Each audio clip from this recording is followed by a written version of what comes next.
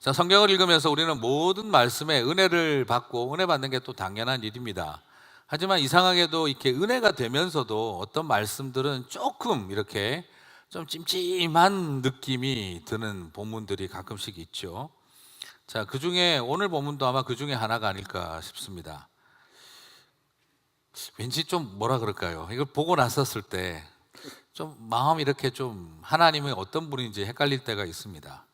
왠지 우리 하나님은 좀 지극히 자본주의적인 하나님이시 아닌가. 역시 소위 빈익빈 부익부라고 장사해서 이익 많이 남긴 사람한테는 더 잘해주시고 이익을 못 남긴 사람은 약간 무시하는 게 아닌가. 아니 세상에 이 이익을 못 남긴 종은 슬피 울며 이를 가는 그런 상황이 있고, 이익을 많이 남긴 사람은 칭찬을 받는데, 야 이거 교회도 이 하나님 나라도 세상에서 성공해야 대우받는 건가, 막 이런 생각을 저 같은 사람들이 어릴 때 할 때가 있었습니다.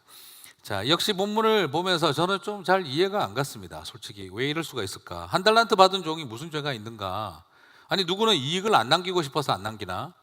능력이 없는데 능력도 안 주고 그냥 그렇게 무슨 이익을 못 남긴다고 이러나? 하나님도 보면은 이 사람은 한 달란트짜리밖에 안 되는 거 알고 있었지 않나? 능력 없는 사람한테 뭐 그리 많은 걸 요구하나? 동전 하나 줘놓고 뭘 그렇게 기대할까?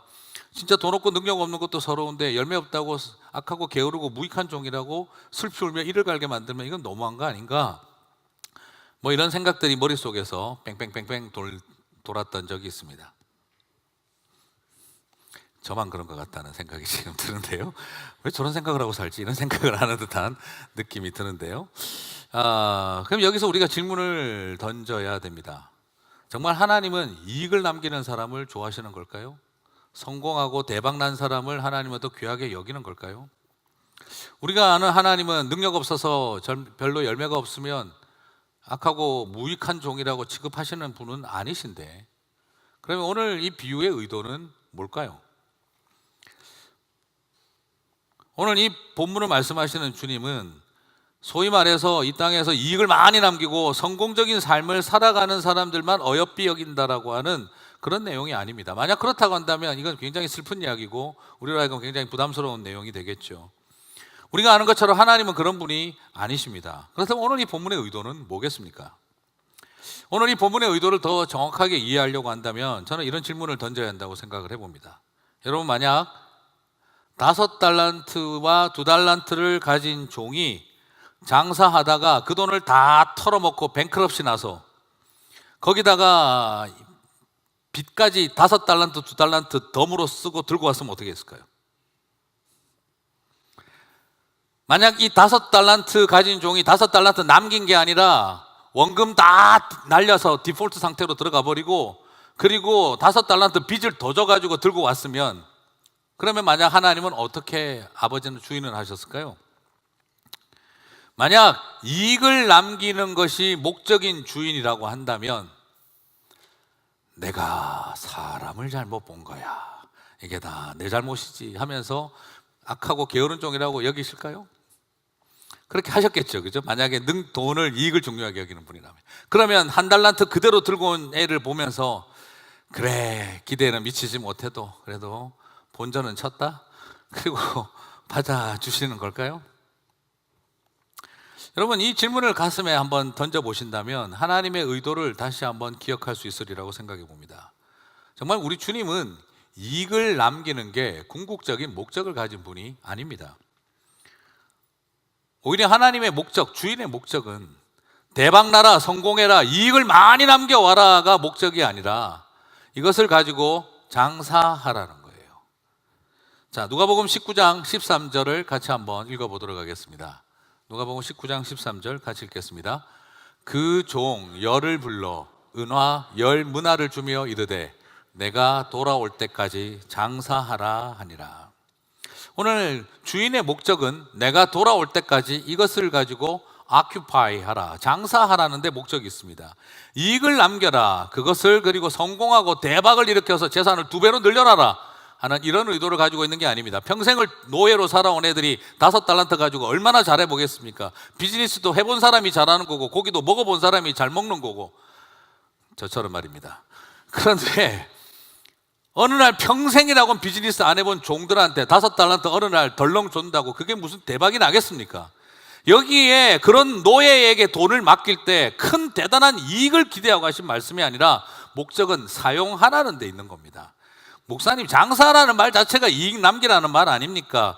물론 그렇게 생각할 수 있겠죠. 그러나 이 사람들은 평생의 비즈니스라고는 자기 손으로 해본 적 없는 노예들입니다. 그들에게 갑자기 돈을 맡기고 2배로 남겨라, 그건 잔인한 짓이죠. 오히려 여기에서 중요한 포커스는 돈을 벌어오라는 것이 아니라 일해보라는 거예요. 네가 한번 주인처럼 한번 해보라는 거예요. 거기에 목적이 있는 겁니다. 그래서 이 일하라는 말에 포커스를 많이 두셔야 됩니다. 오히려 그래서 NIV 성경 같은 경우는 put this money to work, 여기서 강조점이 이익을 남기라, profit을 남기라가 아니라 to work, 일하라는 거예요. 네가 한번 주인처럼 해보라 이거예요. 평생 노예짓하고 살아왔는데 주인처럼 한번 일해보라는 거예요. 거기에 포커스가 있습니다. 그리고 킹제임스 버전은 이것을 occupy, 장사하라고 번역을 하고 있습니다. occupy. 제가 제일 강렬하게 본 것은 미국에 비행기 타고 미국 이민 들어올 때 본 첫 번째 눈에 띄었던 영어 단어였습니다. 비행기 안에서 초록색으로 땡 박히면서 occupied. 화장실에서 무슨 일이 일어나고 있길래 지금 점령당했다, 이게 왜 나올까? 제가 알고 있던 그 당시 짧은 영어로는 occupied는 점령되다인데 이게 occupied. 굉장히 참 재미나다. 화장실에서 무슨 걸 점령을 했을까? 그리고 이제 딱 나와서 또 그 입국 신고서 작성하는데 occupation, 나의 점령지는 어딘가? 순간 고민을 하다가 내가 어디를 정복하고 살고 있지? 그러다가 생각해보니 이게 직업이구나 하는 걸 알고 pastor, student이라고 썼던 기억이 납니다. 자, occupation, 우리는 이것을 직업이라고 하죠. occupy, 차지하다, 점령하다. 실제로 이 occupy라는 단어를 사전적으로 찾아봐도 바쁘다, 일하다, 장사하다, 차지하다, 점령하다, 그렇게 뜻을 가지고 있습니다. 지난주에 그 비즈니스도 busy, 바쁨에서 나왔던 단어라고 제가 말씀을 드렸죠. 바쁘다, 일하다, 차지하다, 장사하다, 점령하다, 이런 뜻을 가지고 있습니다. 저는 이 occupy를 보면서 제가 제일 먼저 생각났던 게 창세기 1장 28절이었습니다. 땅을 정복하라, 다스리라 할지니라. 그렇구나, 하나님이 우리로 하여금 땅을 정복하고 다스리라는 말의 개념은 군사적인 행동과 파괴적인 행동을 통해 이 세상을 정복하는 것을 말하는 게 아니라 바로 우리의 occupation, 우리의 직업을 가지고, 우리에게 주신 직업적 소명을 가지고, 바로 calling of occupation, 직업적 소명을 가지고 그것을 통해 하나님의 통치를 이 땅에 실현해가는 일을 함으로써 그것이 바로 이 땅을 정복하는 삶을 말한다는 걸 떠올릴 수가 있었습니다. 오늘 주님이 이 종들에게, 이 노예들에게 문화와 달란트를 주신 이유는 이익을 남기고 프로핏을 남기라는 것이 목적이 아닙니다. 대박을 하고 성공하라는 말이 아닙니다. 바로 너에게, 지금까지 노예처럼 살아왔던 너에게 이 돈에 대해서 주인으로서 마음껏 쓸 수 있는 기회를 주겠다는 것, 바로 킹십을 회복하고 왕권을 회복하고 롤드십을 회복시켜주는 메시지라는 걸 우리는 여기서 발견할 수가 있습니다. 하나님은 세상적인 성공을 원하는 것이 아니라 내가 너에게 준 은사와 재능을 이 세상의 사회적 구조와 시스템 속에 갇혀 살아왔던 너의 신분적인 한계, 너의 능력의 한계가 아닌데 이 세상의 시스템 속에 갇혀 있었던 너의 한계를 뛰어넘어 네가 마음껏 한번 왕 노릇해보고 주인 노릇해보라고 우리들에게 은사와 재능을 주신 것입니다. 결국은 이익을 남기는 게 아닙니다. 노예에게 너 한번 마음대로 장사해보라, 대장 노릇해보라고 주신 거예요. 결국 우리에게 달란트와 문화를 주신 하나님의 목적은 이익이 아니라 대장 노릇하고 마음껏 은사를 사용하라는 거예요. 신약 성경에서 제일 지난주에 기억하시죠? 아버지께서 일하시니 나도 일한다 했습니다. 그때 그 일한다, 아버지께서 에르가조마이 하시니 나도 에르가조마이 한다. 그리고 오늘 여기에 너희는 가서 이 달란트를 가지고 에르가조마이 하라는 거예요. 장사하라는 거예요. 이 말은 결국 뭘 말하는 겁니까? 장사를 하는 것과 내가 하나님의 일을 하는 것이 거룩한 일과 속된 일이 분리시켜서 이해하고 있는 게 아닙니다. 아버지께서 죄인들을 구원하는 일을 하신 것처럼 나도 그 일을 하노라. 그리고 이것만이 끝나는 게 아닙니다. 아버지께서 일하신 것처럼 아들 예수님도 일을 하시고 아들 예수님이 일하신 것처럼 저와 여러분도 일한다는 것입니다. 좀 더 솔직하게 말하면 예수님께서 일하신 것처럼 나도 장사한다는 것입니다. 이 말은 무엇을 말합니까? 내가 예수님이 일을 하시고 구원사역을 하시는 것처럼 하나님이 당신의 백성을 구원하시는 것 같은 그 거룩한 일을 하는 것처럼 나도 장사한다는 것입니다. 나는 이 오큐파이 하는 이 비즈니스 하는 일을 바로 하나님의 거룩한 일과 분리되어지지 않는다라고 생각한다는 것이지요. 바로 달란트의 비유에서 가장 중요한 포커스는 바로 그렇게 일하라는 겁니다. 이 에르가조마이는 또 다르게 번역하면 창조하다라고 번역을 해도 됩니다. 그렇게 나는 새로운 일을 창출해내는 일을 하겠다라는 것입니다. 이것이 바로 달란트의 비유가 우리에게 주고 싶은 중요한 목적은 바로 노예 같았던 종들에게 너희들도 주인처럼 왕처럼 하나님처럼 창조하며 그리고 그렇게 너 안에 있는 능력과 모든 것들을 신분의 한계에 갇혀 있지 말고 마음껏 사용해 보라고 하신 것이 일하라, 오큐파이 하라는 메시지의 본질인 것입니다. 나에게 주신 달란트와 문화를 마음껏 사용하시는 저와 여러분이 되시기를 바랍니다. 사람들이 뭐라고 말을 했든지 간에 너 같은 것이 할 수 있는 수준은 거기까지라고 어떻게 제안을 했든지 간에 마음껏 사용하라고 주신 것이 달란트입니다. 오늘 메시지의 핵심은 거기에 있습니다. 그러면 이제 처음 질문으로 돌아가서 만약 5달란트를 받은 종이 빚을 지고 실패하고 망해서 왔더라면 채무 불이행이라고 하는 디폴트 상태에 들어가서 왔다라고 한다면 그런 상태에 왔다라고 한다면 우리 주인 되신 주님은 어떻게 반응했을까요? 이익을 남기는 것이 목적이었다면 악하고 게으른 종이라고 여기셨겠지만 그러나 세상속에서 일하고 도전하는 것을 목적으로 하셨다라고 한다면 우리 주인께서는 세상에서 다 털어먹고 평생을 종으로 살다 보니 스스로 알아서 비즈니스 하는 게 뭔지 몰라 주님이 주신 5달란트 다 털어먹고 와 있는 종을 목을 끌어안으시고 그에게 입을 맞추며 손에 가락지를 끼워주면서 그렇게 말씀하실 것입니다. 착하고 충성된 종아, 네 수고와 눈물과 상한 마음을 내가 안다. 잘하였도다. 너는 내 사랑하는 아들이라. 그리고 주인의 기쁨과 즐거움에 참여할지라. 저는 우리 주님 그렇게 말씀하여 주실 줄 믿습니다. 그리고 여전히 1달란트 그냥 들고 온 종은 악하고 게으르고 무익한 종아, 슬피 울며 이를 갈미 있으리라 하고 그를 내어보낼 것입니다. 세속적인 기준으로 볼 때 이 땅에 성공하지 못한 사람들은 하나님 나라에서도 실패한 사람일 거다라고 그렇게 생각하면 안 됩니다. 내 영혼이 잘됨 같이 범사에 잘되는 일도 있겠지요. 그러나 범사에 잘되지 않는다고 해서 내 영혼이 문제가 많다라고 하나님은 결코 쉽게 여기지 않으십니다. 물론 세상에서 성공하지 못하고 살아가다 보면 하나님 앞에 설 때 부끄럽고 내가 뭐 한다고 여기까지 열심히 살아왔나 하는 그런 자괴감이 밀려올 수도 있을 것입니다.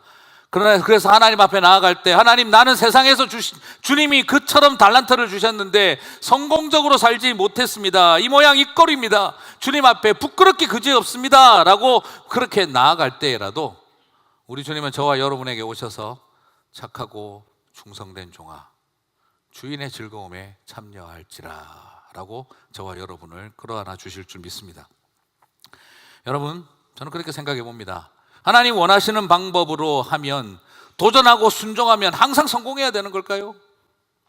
험한 세상 속에서 우리가 하나님의 뜻대로 살아갔으면 다 잘되고 무병장수하고 자식들 다 잘되고 비즈니스마다 다 잘되고 그렇게 해야 무조건 되는 걸까요? 그렇게 되는 분들도 있습니다. 그러나 험한 세상 속에서 때로는 하나님이 원하시는 방법으로 최선을 다해 살아왔는데 실패할 수 있는 것입니다.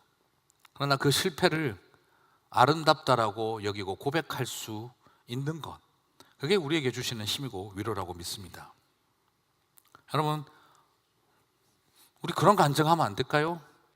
하나님 뜻을 찾으며 최선을 다하고 살아왔다가 처절하게 상처받고 실패했습니다. 그거 간증하면 안 될까요? 왜 우리는 항상 하나님 믿고 붙들고 했더니 대박 났습니다는 간증만 간증단에 세우는 걸까요? 개업 예배를 드리는 것도 감사하지만 그렇게 열심히 수고하고 애썼는데 결국 폐업할 수밖에 없었던 자리에 있던 성도님들, 남들처럼 나도 멋지게 리타이어라는 걸 하고 싶었으나 결국에는 폐업을 할 수밖에 없었던 성도님들도 있습니다. 비즈니스 잘 마무리하고 성공해서 그래서 감사한 것이 아니라 폐업을 하게 되어졌지만 그래도 지난 시간 함께 하셨던 하나님께 감사하고 싶어서 폐업 감사 예배를 드리는 성도님들을 만납니다. 그리고 그 어려운 와중에서도 그 폐업을 하면서도 이것저것 챙겨서 도네이션을 하시는 성도들을 만날 때가 있습니다. 우리 주님 그걸 보시고 게으른 종이라고, 무익한 종이라고 하시겠습니까? 목을 끌어안고 우리 주님께서 입을 맞추며 말씀하실 것입니다. 착하고 충성된 종아, 주인의 즐거움에 참여할지어다. 여러분, 대형교회 목사가 돼서 하나님 앞에 가면 주님이 버선발로 뛰어오셔서 잘했다 기뻐하시겠습니까? 소형교회, 개척교회 목사로서 평생을 수고하고 애를 썼지만 여전히 되어지지 않고 소위 사람들이 말하는 것처럼 목회 실패한 사람으로 그렇게 천국 가면 주님께서 너는 그래 네가 안수 받지 말라 그랬잖아 그렇게 말씀하시겠습니까? 선교지 가서 그 고생하고 수고하고 애쓰고 교회 하나 세우지 못하고 돌아온 선교사님, 그 공항역을 쓸쓸하게 들어올 때 아무도 환영해 주지도 않을 그 자리에 들어올 때 하나님께서 사람 잘못 보낸 것 같다라고 그렇게 말씀하시겠습니까? 그렇지 않습니다. 오히려 과도하게 지나친 잘 나간 목사님들이 천국 오시면 주님께서 미가일하고 마하나임 천군 천사들 붙여놓을 거예요. 내 없을 때 내 자리까지 넘볼까 봐 걱정된다고, 조심스러우시다고. 오히려 우리 하나님께서 우리에게 주고 싶은 마음은 딴 게 아닙니다. 좌절하고 지치고 하나님 뜻대로 살아왔으나 그러나 참 어려웠던 사람들, 주님께서는 여전히 우리를 끌어안고 착하고 충성된 종이라고 불러주실 것이라는 겁니다. 한 달란트 받은 종의 문제는 무엇입니까? 이익을 남기지 못한 것이 문제가 아닙니다. 그는 마태복음 25장 24절에서 완전히 관계를 깨는 말을 끄집어냈습니다. 한번 읽어보겠습니다. 주여, 당신은 굳은 사람이라 심지 않은 데서 거두고 해치지 않은 데서 모으는 줄을 내가 알았으므로 두려워하여 당신의 달란트를 땅에 감추어 두었나이다. 보소서 당신의 것을 받으셨나이다. 여러분, 이게 뭡니까? 네 거 가져가 이 말입니다. 내가 이럴 줄 알았다는데, 당신이 원래 있는 사람인 줄 알았어 이 말이에요. 여기에 너는 굳은 사람이다, 한글 번역은 약간 느낌이 좀 무뚝뚝하고 뭐 이런 느낌으로 나죠. 그러나 굳은 사람이란 말이 그렇게 가치 중립적인 말이 아닙니다. 매우 심한 모욕적인 말입니다. 영어로 번역을 된 것도 굉장히 강하게 되어 있습니다. Hard man, I knew that you are a hard man. 이게 바로 뭘 말합니까? 원어적인 의미도 굉장히 강한 표현입니다. 가혹하고 냉정하고 무자비하고 까다롭고 모진 사람이라는 거 내가 진작에 알았다는 거예요. 당신은 처음부터 내가 알고 있었는데 가혹하고 냉정하고 무자비하고 까다로운 사람이었다는 거 내가 알고 있다는 거죠. 관계를 완전히 파괴하는 말이었습니다. 그리고 또 그 다음 말합니다. 당신은 심지 않은 데서 거두고 해치지 않은 데서 모으는 사람인 줄 내가 진작 알았기에. 무슨 말입니까? 당신은 부당 이익을 추구하는 고용주라는 걸 내가 처음부터 알고 있었다 이 말입니다. 자기는 말이야 씨도 안 뿌리고 요구하고 자기는 애쓰지도 않고 수확을 요구하는 사람, 부당 이익을 추구하는 아주 나쁜 악덕 고용주였다는 거 내가 처음부터 알고 있었어요. 지금 이 말을 하고 있는 겁니다. 그러면서 이거 당신 거 가져가세요 한 겁니다. 여러분, 이건 뭘 말하는 겁니까? 자신의 잘못을 합리화하기 위하여 주인을 모욕하는 겁니다. 그리고 이게 다 너 때문이야 라고 말하고 있는 것입니다. 그 말을 듣고 계시는 주인은 반응합니다. 네가 나를 냉정하고 까다로운 인간으로 부당한 이익이나 추구하는 자로 보았느냐?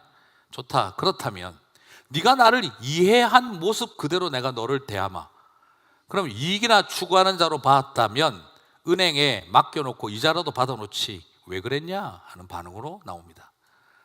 저는 이게 주님이 왜 이런 비유를 드셨을까요? 우리 주님은 절대 이렇게 말하고 행동하는 분은 아닙니다.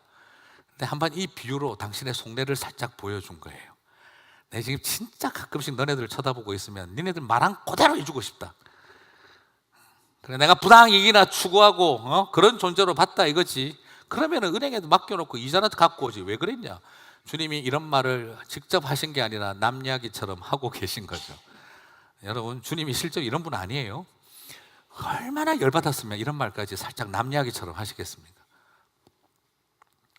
19장 22절을 보면 주인이 이렇게 말합니다. 같이 한번 또 읽어볼까요? 주인이 이르되 악한 종아, 내가 네 말로 너를 심판하노니. 오늘 이 설교를 아마 하나님께서 굉장히 기뻐하실 것 같아요. 야, 송병주 목사가 오늘 내 마음을 정확하게 전달해주고 있다. 절대 주님은 이런 분은 아니지만 이 비유를 통해 당신의 내 표현이 안 나옵니다. 그거를 하고 싶은 걸 제가 대신 전달해드리고 있는 거예요. 내가 네 말로 내가 너를 심판 한번 해볼게. 내가 정말 안 하고 살았지 어떤 때는 이러고 싶다는 거예요. 지금 이게 하나님이.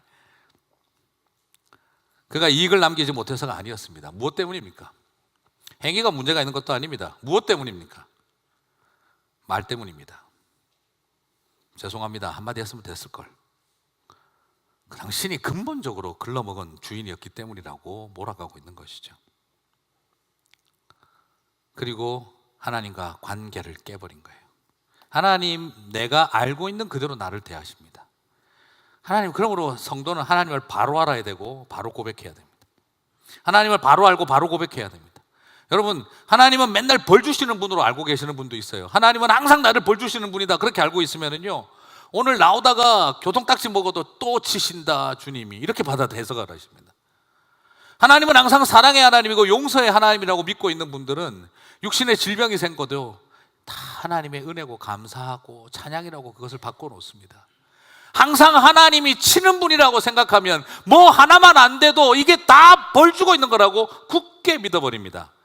그리고 하나님이 항상 나를 돌보고 사랑하고 계신다고 한다면 고통 중에서도 나를 보호하고 계신다라고 노래하게 되어지는 거죠.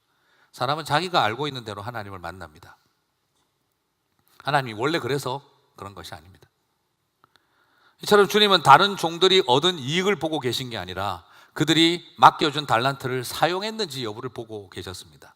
한 달란트 받은 종의 이익을 보고 화가를 나신 게 아니라 사용하지 않고 먼지 묻은 걸 들고 온 걸 바라보고 하나님께서는 실망하신 것이죠. 또한 그런 이익을 남기지 못한 게, 한 달란트 받은 사람은 이익을 남기지 못한 게 문제가 아니라 그분은 관계를 남기지 못했습니다. 넘어서는 안 될 선이 있고 해서는 안 될 말이 있습니다. 그는 그 모든 것들을 넘어버렸고 해서는 안 될 말들을 쏟아버렸습니다. 그는 장사에 실패한 게 아니라 주인과의 관계에 실패했습니다. 그래서 장사는 실패하지 않았지만 모든 것을 실패한 존재가 되었습니다. 그게 이 사람의 문제였습니다. 혹시 한 달란트만 줘서 섭섭해서 그러지 않았겠나, 나라도 섭섭했겠다 그렇게 생각되십니까? 그렇지 않습니다.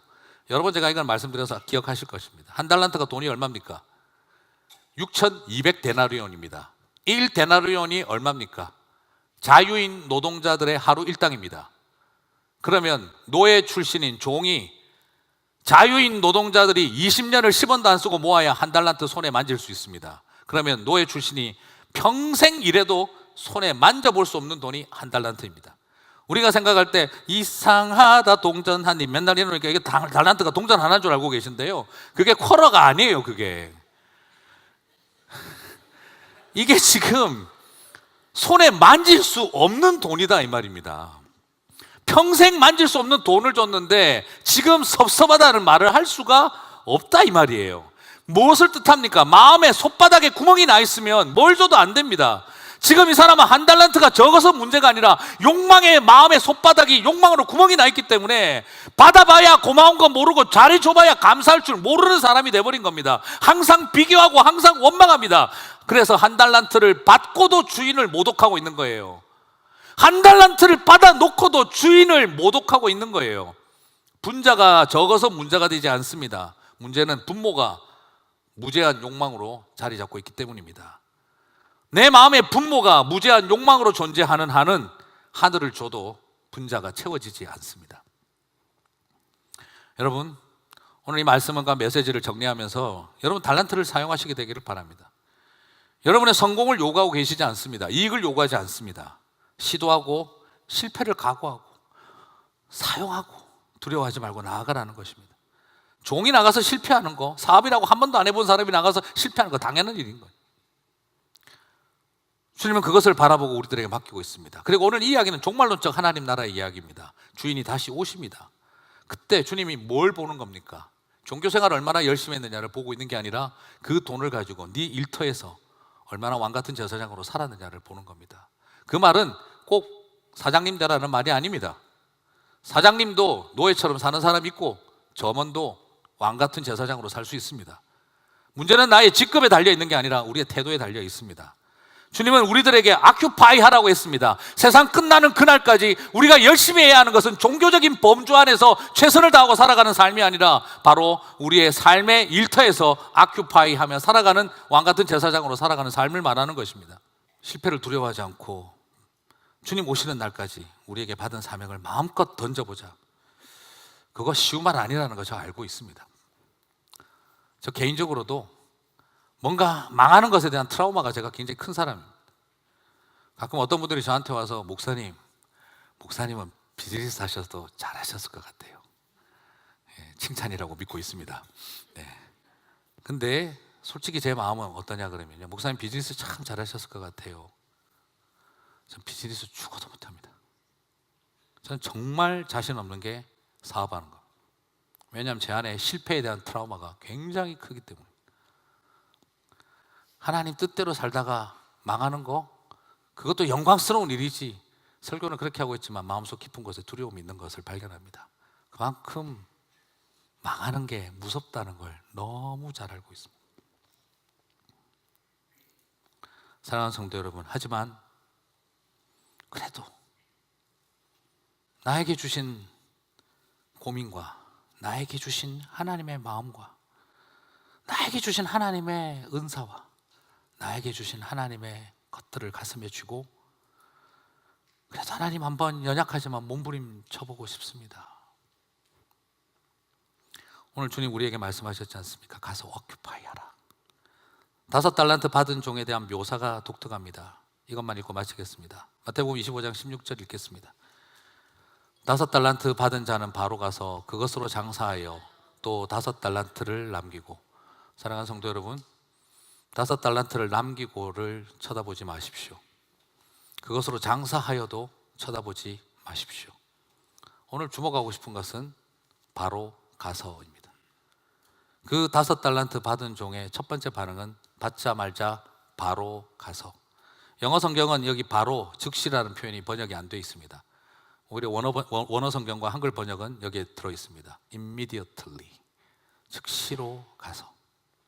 저는 오늘 이 말씀을 바라보면서 주저하지 않았던 그의 모습, 실패를 두려워하지 않고 주저하지 않았던 이 종의 바로 가서, 저는 그것을 저와 여러분이 기억하고 오늘 5달란트를 남기고를 보지 마시고 바로 가서 장사하여에 주목하시는 저와 여러분이 되시기를 주님의 이름으로 축복합니다.